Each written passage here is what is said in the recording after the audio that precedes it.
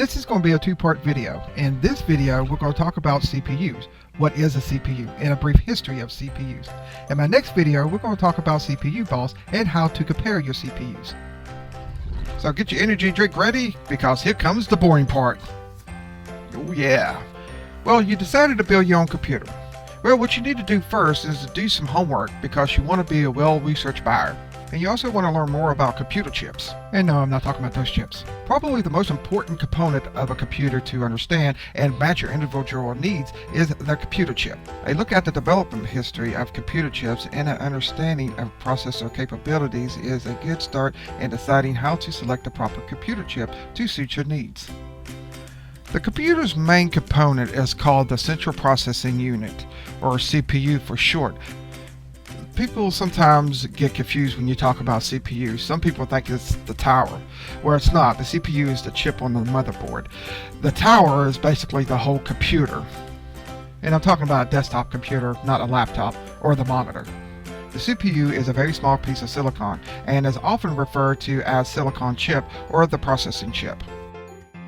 This little piece is the brains of the computer, equivalent to the engine of a car, because it interacts with all the other parts of a computer. The faster the CPU, the faster the whole computer. History lesson here. Originally, the CPU had numeral names. You might heard older CPUs referred to as an 80286 or a 80386.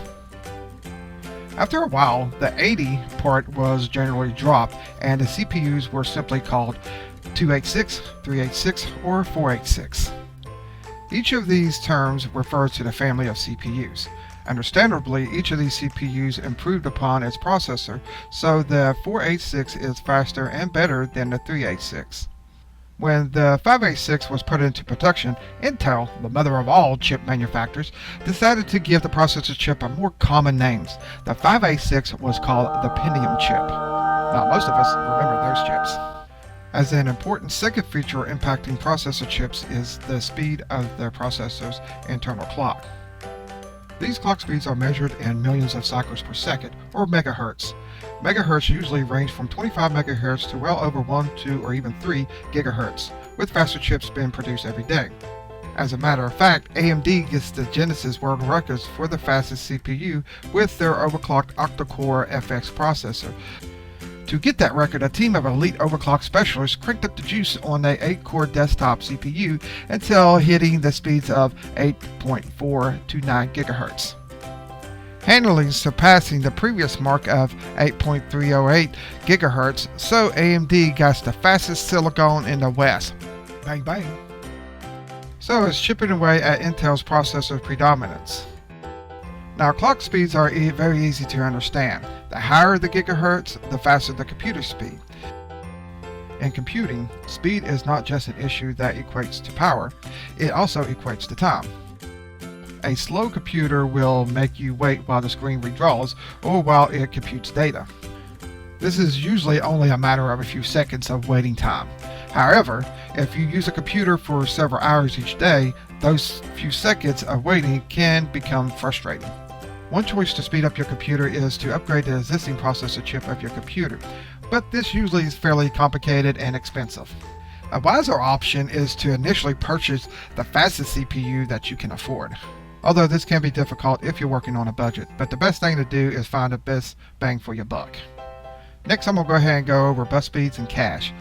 In simple terms, a bus is a channel or path that the computer uses to transfer data. It is the main avenue for all data to be moved in and out of the computer. It's like a highway. The bigger the channel, the more quickly the traffic, or for us, the data, will flow. Okay, now for cache.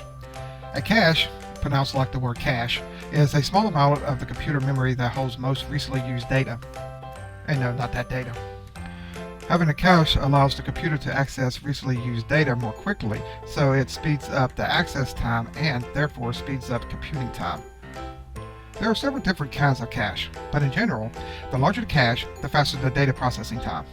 You may not understand all the ins and outs of a processing chip, but having this brief overview will give you the basic understanding what a chip is and what it does.